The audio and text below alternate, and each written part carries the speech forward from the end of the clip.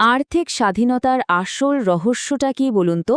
ব্যাপারটা কিন্তু শুধু বেশি টাকা আয় করার নয়। আসল খেলাটা হলো অর্থ নিয়ে আমাদের চিন্তাভাবনাটাকেই পুরোপুরি বদলে ফেলা।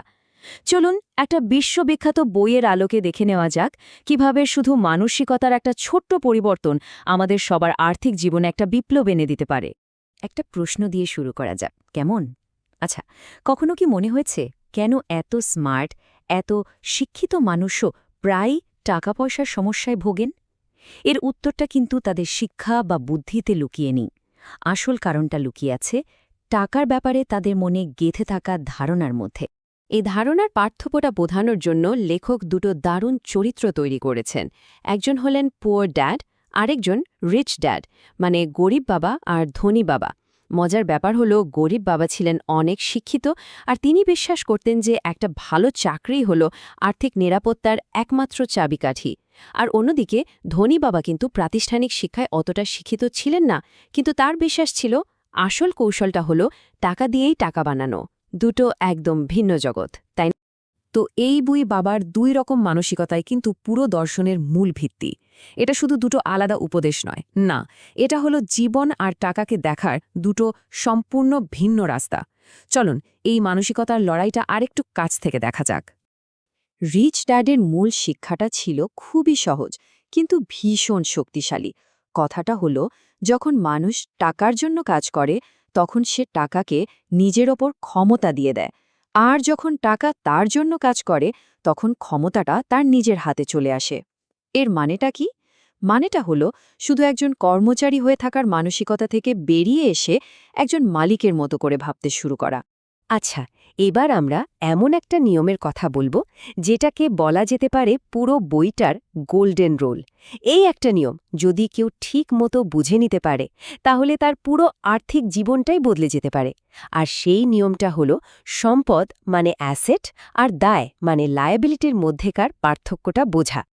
যদি একদম সহজ করে বলি, অ্যাসেট বা সম্পদ হলো এমন যে কোনো জিনিস যা কারো পকেটে টাকা নিয়ে আসে। মানে এটা এমন একটা কিছু যা নিজে থেকে আয় তৈরি করতে থাকে, তার জন্য সবসময় সক্রিয়ভাবে কাজ করার দরকার হয় না। আর লায়াবিলিটি বা দায় হলো ঠিক এর উল্টোটা। সোজা কথায় এটা এমন কিছু যা পকেট থেকে টাকা বের করে নিয়ে যায়, মানে এর পেছনে ক্রমাগত খরচ করতেই হয়। আর এখানেই আসে সবচেয়ে বড় ধাক্কাটা। আমরা সবাই কি ভাবি যে নিজের বাড়িটাই হলো সবচেয়ে বড় সম্পদ, তাই না? কিন্তু এই বইটা বলছে একটা বাড়ি যদি কারো পকেট থেকে শুধু টাকাই বের করে নিতে থাকে তাহলে সেটা কোনোভাবেই সম্পদ নয়। ভাবুন একবার, বাড়ির পেছনে কত খরচ, রক্ষণাবেক্ষণ, ট্যাক্স, লোনের কিস্তি, এই সবই তো টাকা বের করে নিয়ে যাচ্ছে। পার্থক্যটা আরও পরিষ্কার হয়ে যাবে যদি আমরা কিছু উদাহরণ দেখি। দেখুন, একদিকে আছে অ্যাসেট বা সম্পদ, যেমন ধরুন স্টক, নিজের কোনো ব্যবসা বা যে বাড়িটা ভাড়া দেওয়া আছে, এগুলো কিন্তু পকেটে টাকা নিয়ে আসে।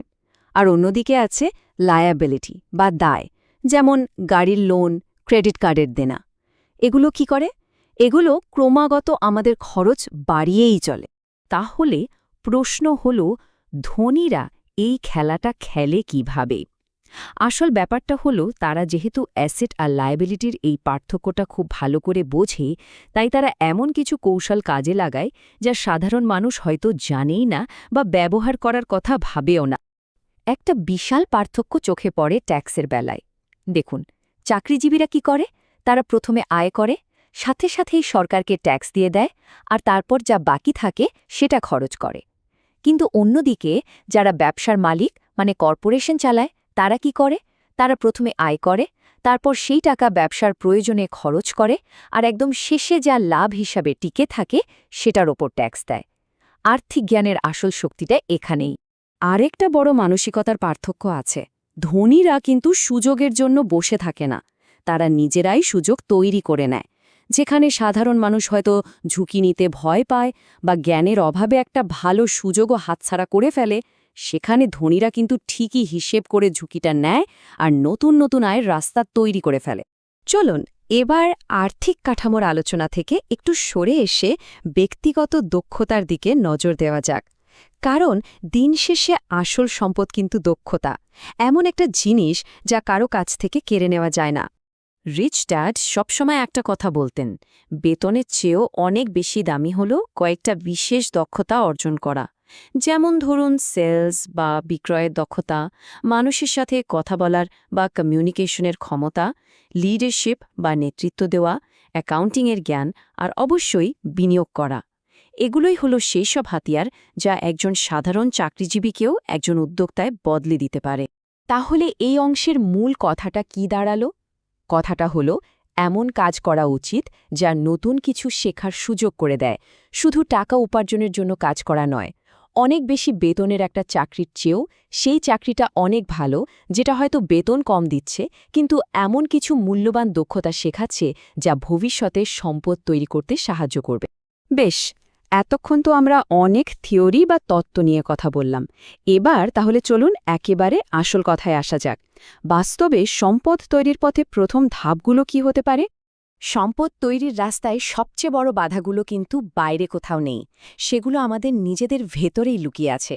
এর মধ্যে ৫টা প্রধান শত্রু হল ভয়, সবকিছু নিয়ে নেতিবাচক চিন্তা বা সেনেক হওয়া, অলসতা, বাজে অভ্যাস আর সবশেষে অহংকার। এই মানসিক দেয়ালগুলো যদি ভাঙা না যায় তাহলে আর্থিক স্বাধীনতাটা কিন্তু একটা স্বপ্নই থেকে যাবে। তাহলে উপায়টা কি? এখানে কয়েকটা কার্যকরী অভ্যাসের একটা রোডম্যাপ দেওয়া হলো। প্রথমটা হলো পে ইয়োরসেলফ ফার্স্ট, অর্থাৎ আয় করার সাথে সাথেই একটা অংশ খরচ না করে আগে বিনিয়োগের জন্য সরিয়ে রাখা। এরপর নিয়মিত বিনিয়োগ করে যাওয়া, শেখা কখনো বন্ধ না করা, সঠিক পরামর্শদাতা বা মেন্টর খুঁজে নেওয়া, আর ভয় পেলেও থেমে না গিয়ে কাজটা করে ফেলা। চলুন আমাদের এই বিশ্লেষণটা একটা খুব শক্তিশালী ভাবনা দিয়ে শেষ করা যাক। একটা কথা খুব প্রচলিত আছে যে টাকার লোভই নাকি সব অনর্থের মূল, কিন্তু লেখকের মতে আসল সমস্যাটা অন্য জায়গায়। তিনি বলেন আর্থিক শিক্ষার অভাবটাই হলো সব অনর্থের মূল। আর এই জ্ঞানটা না থাকলে কি হয়? মানুষ সারা জীবন শুধু টাকার পেছনেই ছুটে চলে, কিন্তু টাকাকে কখনোই নিজের জন্য খাটাতে পারে না।